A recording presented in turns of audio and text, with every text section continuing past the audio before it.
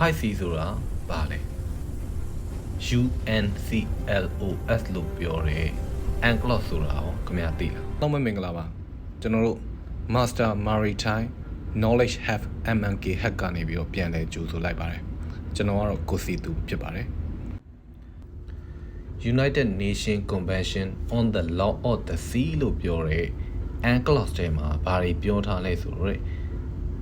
ပင်လယ်ရေပြင်ကြီးကိုအပိုင်းကြီးကိုယ်ကိုင်ဖြစ်သူကခွဲပြီးတော့ပြောထားဗျ9 maritime zone ဆိုပြီးပြောကြတယ်သူတို့မှာဘာတွေပါလဲဆိုတော့နံပါတ်1က internal water landward side of the baseline လို့ပြောကြတယ်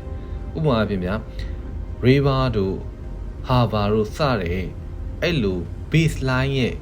ကုန်းမြေဘက်အတွင်းပိုင်းကိုပြောတာပေါ့ဗျာဒီနေရာမှာ baseline ဆိုတာဘာလဲဆိုတာတော့ခင်ဗျာသိဖို့လိုလိမ့်မယ်အဲ့ baseline ဆိုတာဘာလဲ baseline ကိုဘယ်နှမျိုးခွဲထားလဲဆိုတဲ့အကြောင်းကိုကျွန်တော်နောက်ထပ်ဗီဒီယိုတစ်ပုံနဲ့တည်တံ့ပြောပြပေးမယ် Okay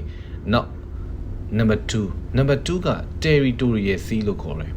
အချုပ်အခြာအာဏာပိုင်နယ်မြေပေါ့ဗျာသူက baseline ကနေပြီးတော့ sea ဘက်ကို12 nautical mile ရအောင်တိုင်းထားတဲ့ရေပြင်ကို territorial sea လို့ခေါ်တာ number 3က contiguous zone ကတော့ခုနခင်ဗျာပြောထားတဲ့ territorial sea ရဲ့အပြင်ဘက်ရေပြင်ကို baseline ကနေပြီးတော့24 မိုင်24 nautical mile အထိတိုင်းထားတဲ့ရေပြင်ကိုခေါ်တာပြောမယ်ဆိုလို့ရှိရင်ဗျာခုန12 nautical mile နဲ့24 nautical mile ကြားထဲမှာရှိတဲ့ရေပြင်ကို contiguous zone လို့ခေါ်တာဒီပုံလေးကိုခင်ဗျာကြည့်လိုက်ဒီပုံလေးကိုကြည့်လိုက်လို့ရှိရင်ခင်ဗျာသဘောပေါက်လိမ့်မယ် Now number 4ကကြတော့ EEZ လို့ခေါ်တဲ့ exclusive economic zone သူကကြတော့ baseline ကနေပြီးတော့ မိုင်200အထိအဲ့ရေပြင်အခြေကြီးကို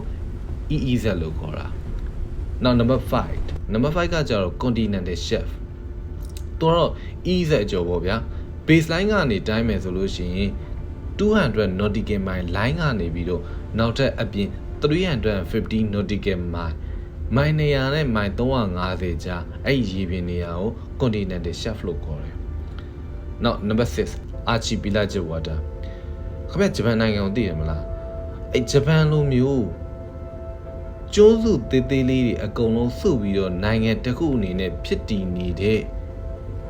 အဲ့နိုင်ငံတစ်ခုမှာအဲ့ကျွန်းစုလေးတွေကြားတွေကရေပြင်တွေအကုန်လုံးကို archipelagic water လို့ခေါ်တယ်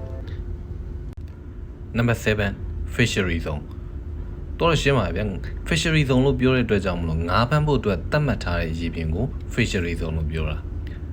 Number 8က seabed ကတော့ရှင်းရှင်းလေးပဲကျွန်တော်တို့ပင်လယ်ကြမ်းပြင်ကို seabed လို့ခေါ်တာ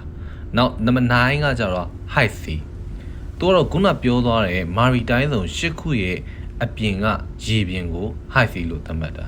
ဟုတ်ပြီအဲ့ဆိုလို့ရှိရင်ဒီ9 maritime zone ကြောင့်ခင်ဗျာသိသွားပြီဆိုတော့ Collet 72ရဲ့အပြောင်ဆောင်လေးမှာပြောထားတဲ့ high sea ဆိုတာဘာလဲကိုတစ်ချက်လောက်ကြည့်ကြည့်အောင်ဟုတ်ပြီ UNCLOS အရာတဲ့ EEZ တွေ territorial sea တွေ internal water တွေ archipelagic water တွေမပါတယ်တဲ့ all part of the sea တဲ့ that is high sea ပဲ high sea ဆိုတာဒါပဲ